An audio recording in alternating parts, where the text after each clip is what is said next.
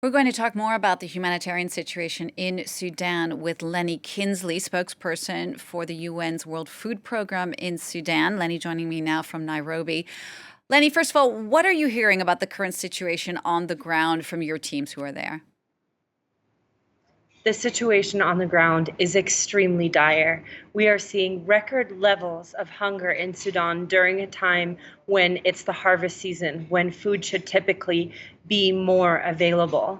And what is most concerning is in the coming months that the lean season is coming, people will run out of their food stocks, and then we are looking at a looming hunger catastrophe. More and more people are fleeing by the day. It's close to 80,000 people have fled in the last week alone.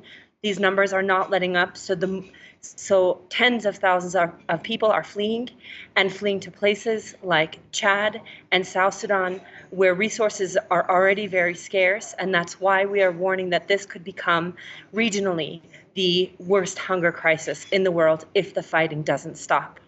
Leni, what's the situation like more specifically in Darfur?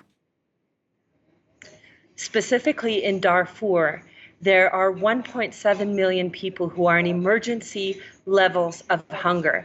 We have started receiving reports of children dying of starvation in some of the IDP camps. These are anecdotal reports, and we urgently need access to these areas so that we can assist people, but also so that we can do assessments and better understand the situation and how much support is needed. But for that, we need unfettered humanitarian access, both from across the border in Chad, but also from within Sudan, from eastern Sudan into western Sudan, through different conflict lines and areas of control, so that we can best support the people of Darfur who urgently need our assistance right now. Indeed, and as you were saying, many of these areas are largely inaccessible to WFP. What are you hearing about how people are actually concretely dealing with the situation on the ground? Where are these families going? What are they doing? So specifically, and there are many examples of this, but one story that I heard from a young woman in Port Sudan recently is that she and her mother fled Khartoum, selling everything that they owned just to be able to afford that journey to safety, and then arriving in Port Sudan, staying in university dorms with dozens of others, and then having very little left over.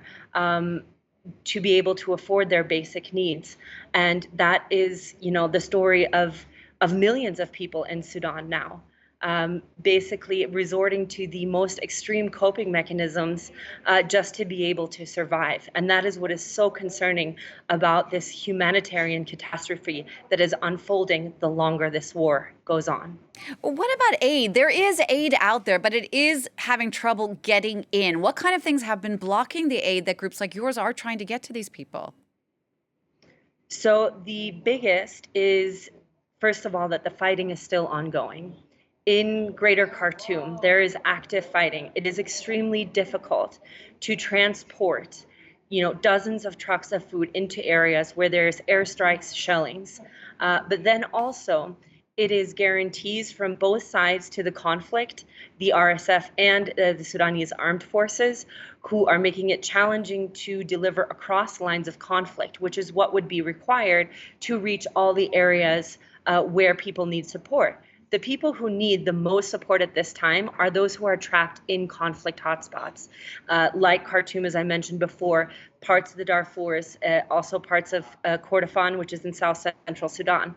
And what is challenging in access is that we are able to get food into the country from eastern Sudan into Port Sudan via the Red Sea, but then transporting that food across the country into western Sudan, where the rapid support forces are more in control. That is the challenge, and that is why we need cross-border and cross-line access and freedom of movement and an unhindered access in accordance to international humanitarian law. Leni, 20 years ago, Darfur had the biggest hunger crisis in the world, and then the world rallied to respond. Where is the international community today? What more should they be doing? So the international community needs to step up for the Sudanese people now more than ever. This has largely been an ignored crisis, And the time to pay attention was when this started, and yesterday. But if that time wasn't then, it needs to be now, because we are seeing this unfold into a catastrophe that has wide-reaching regional implications on stability, not just directly in the region, but also potential other implications around the world. And so the international community needs to step up with concerted efforts, and those who have influence over both parties to the conflict to exert pressure, one, to end the conflict, but also to enable humanitarian assistance to get to those who so desperately need it right now. Leni, thank you so much for taking the time to speak to us. Leni Kinzli, the spokesperson for the UN's World Food Program in Sudan.